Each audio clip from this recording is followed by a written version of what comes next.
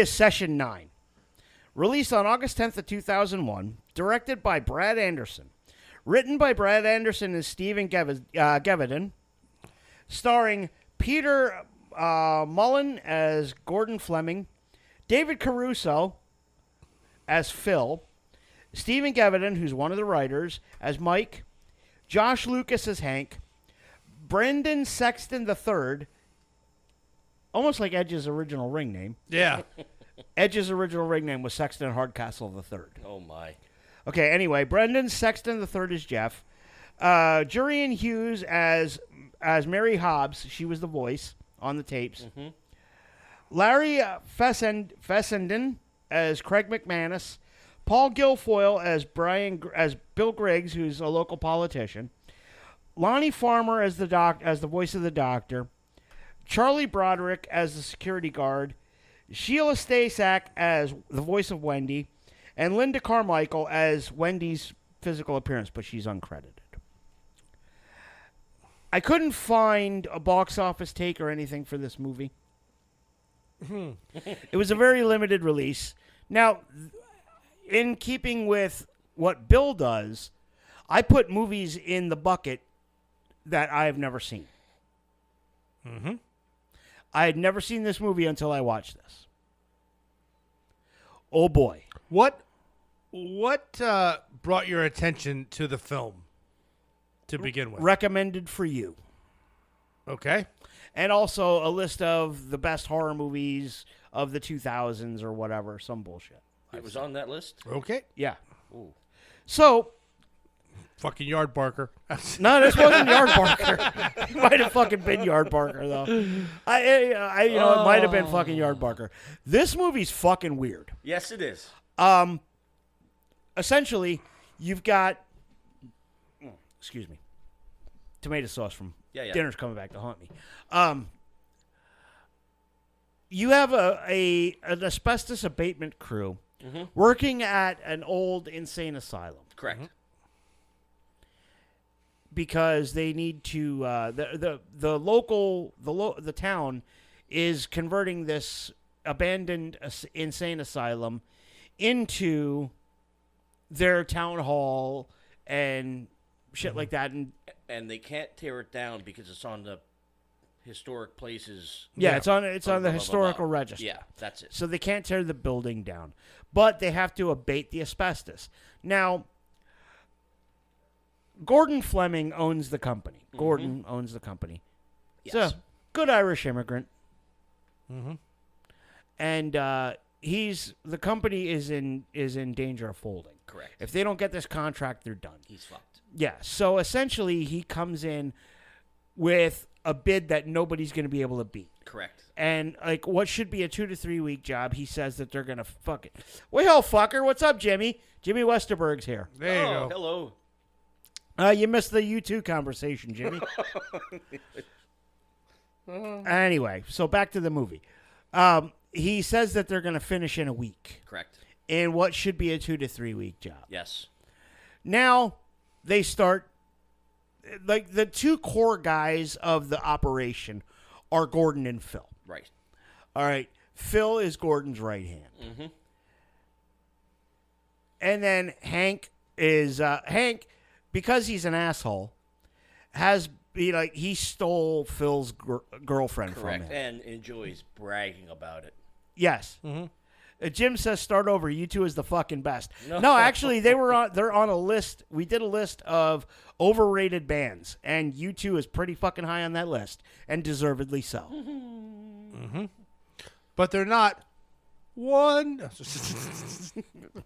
Anyway, so yeah, Hank enjoys needling Phil about the fact that he's banging his ex-girlfriend. Then they hire on Gordon's nephew. Yes. Young kid, doesn't know what the hell he's doing. Correct. And then there's Mike. Mike is a law school dropout. His father's a successful attorney. Mm-hmm. And Mike is having a crisis of, an early midlife crisis. He's thinking about getting out of the asbestos game. Smart move. Yes. And going back to law school. Yes, and he knows a lot about the asylum. Yes. And he finds out even more. Yes. Mm-hmm. So they start the cleanup process, and there's noises that are heard. And let's talk about when Hank finds the trail of silver dollars. Well, that's let's see.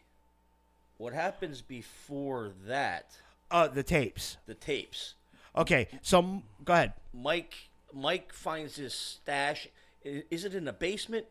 Boxes. I thought it was just an office. Well, maybe it was an office, but these boxes. He went to grab a box and he finds a box of tapes, and they are therapy sessions from a girl called Mary, who has multiple personalities. Yes. And it's session 9.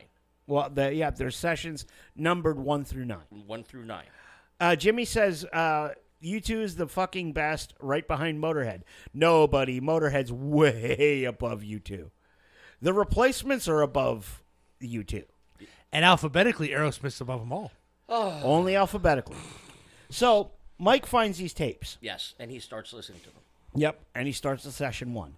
And we start to learn about the different personalities that Mary, that she presents. Correct. There's Mary, who's herself. And then there's Simon. There were a whole bunch of other ones. And Billy. Billy. Princess. Princess. Yes, Princess I represents I should innocence. have wrote those down. Princess represents innocence. Yes. Billy represents the protector. D. Simon is he's just a question mark. What is Simon? Yeah, we don't know yet. We don't know yet. We don't know yet. Then Hank, while he's down on the other side of the wall, he doesn't know is the crematorium.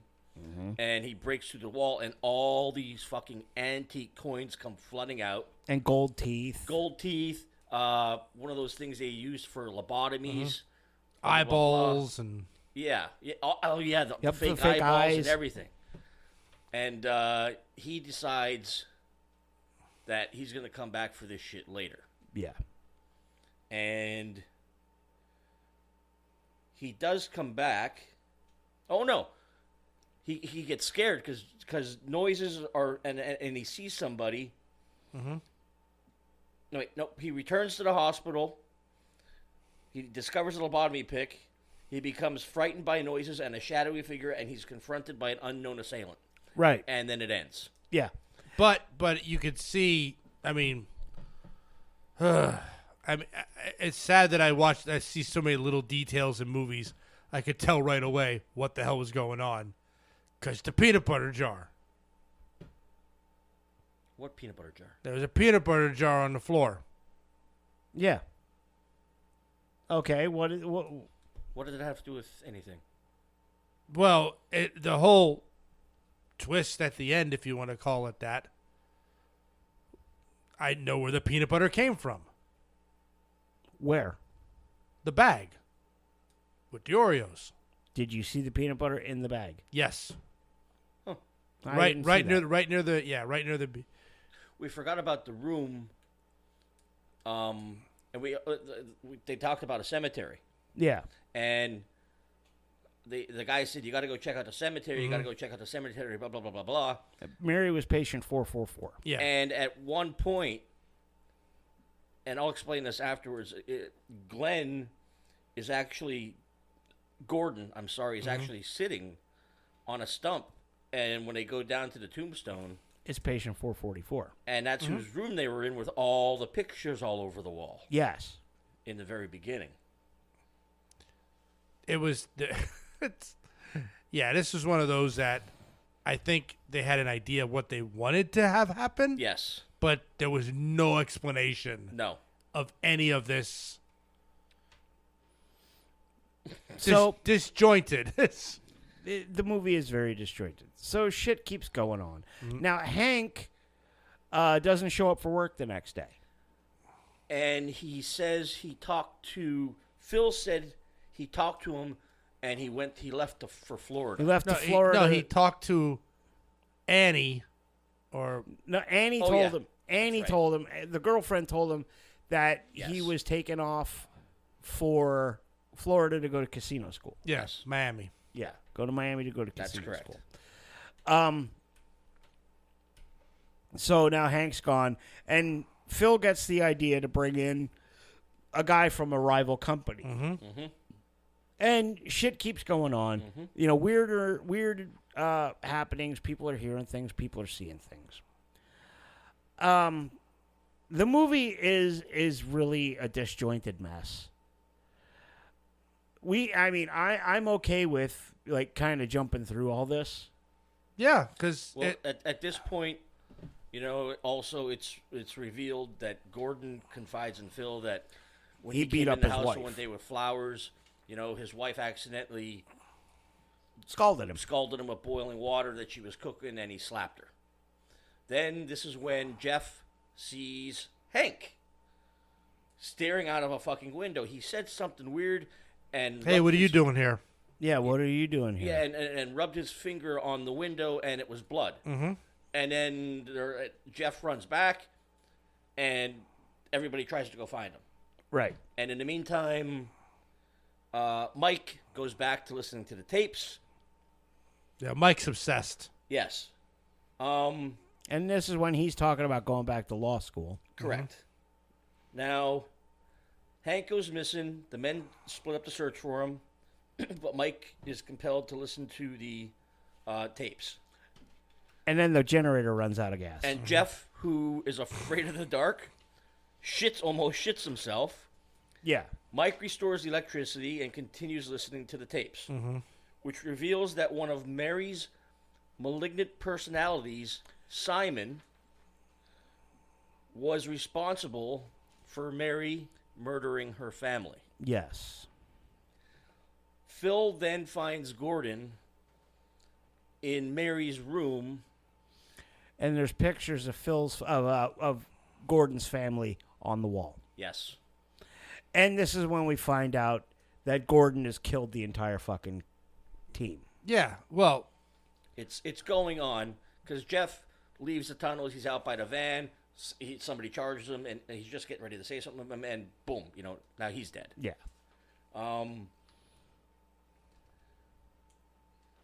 The following day, Gordon comes back. He sees Hank wrapped in a plastic bag, with the lobotomy pick sticking out of his eye. And that's He when said- Craig McManus shows up. Well, first he's confronted by Phil, who says, "Wake up," Yeah. and then Phil just fucking disappears. Like, what the fuck was that? Yeah. And then Craig shows up, and then he fucking kills Craig. Right.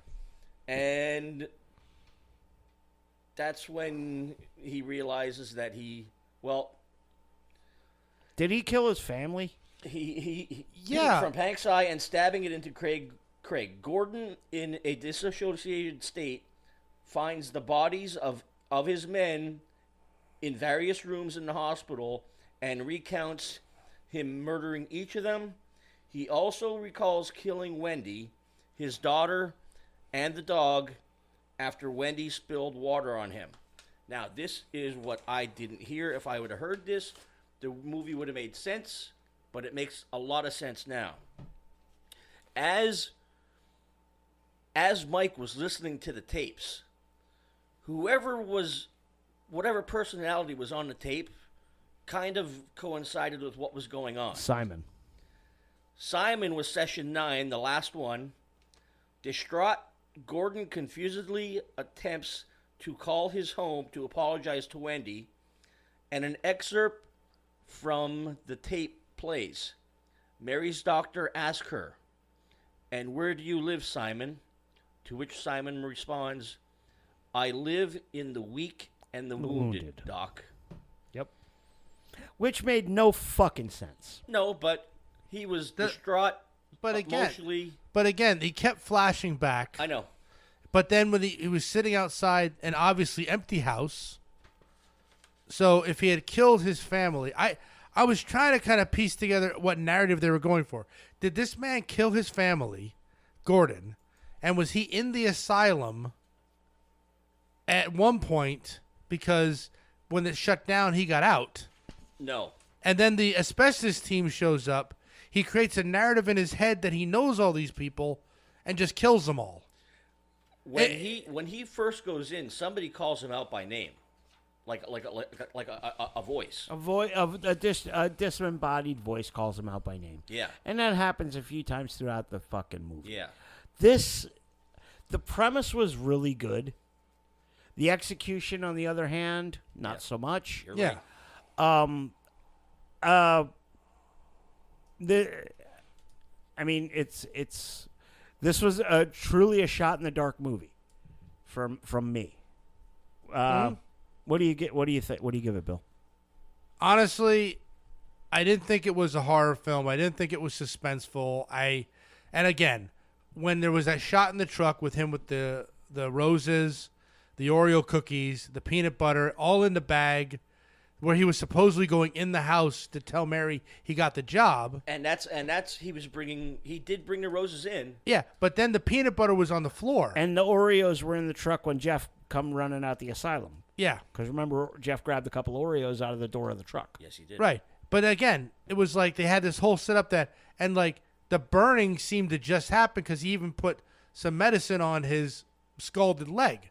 When he got the contract, that's when he brought the flowers home. to And that's when he surprise got his wife, burned. And that's But, when he got but burned. when did he kill her And then? that's when he killed her. That's that when he happened. killed her. But then he was standing later on in the movie. He's outside the house again, and the house is empty. It's was all just a- in his head. That was a flashback. That was all in his head. I couldn't keep up with what was in the head. Wait a minute. You, after watching this, you put the fucking peanut butter together, but you couldn't put together what parts were all in his head. No. Motherfucker, you make no sense. Well, the peanut butter was a bright jar on the floor of a dingy fucking thing. I didn't notice it. I didn't notice It's it. stuck. honestly. It's stuck as a I was thorn looking at thigh. all the coins. Look at the peanut butter. Follow the peanut butter. Give the fucking rating. Thumbs down. Didn't care for it at all. Thumbs down. Okay. What do you got? I told him it's going to be a hard watch because I watched it Monday night. Mm-hmm. I watched it again last night, and as I concentrated more, because I read the Wikipedia about what was going on, and then as stuff started clicking, yeah, it was put together shitty, but when I started noticing things that were happening, like especially the tombstone, I'm giving it, I'm not going thumbs down. I'm just going straight across. Thumbs it was, in the middle. It was okay. It was a well thought concept, Yeah. but it was put together. This could have been done so much better. Yes, it could have been. First off, I didn't know David Caruso was in this. I wouldn't have fucking put it in if I did. I knew that. What do you have against Caruso? He's fucking terrible. The only True. thing I think he was good in was the other thing I thought of was I even thought I don't know if I said it to you. I said he's probably gonna flip shit when he hears the Caruso's in it because I still remember that South Park episode of like, oh yeah, you're following like David Caruso's career or something stupid like that. Hey, no, it's Ike. Do your imitation of David Caruso's career. There you go. It's my turn, and Yeah. he goes and dives out a fucking window. There you go. That's right. Yeah. No. I wouldn't if I would have known Caruso was in it. I wouldn't have put it in the bucket because I wouldn't have willingly watched it. Did you watch NYPD Blue when it was out? Fuck no. Oh, Anyway, anyway, I'm gonna go with Miller, and I'm a thumbs in the middle. yeah, And the only reason it's not getting a thumbs down is because the concept was solid. it was a good concept, I wish it would have been done better. and the fact that all these different personalities were coming in, and Simon got inside Gordon's head like that last thing. I live in the weak and the wounded.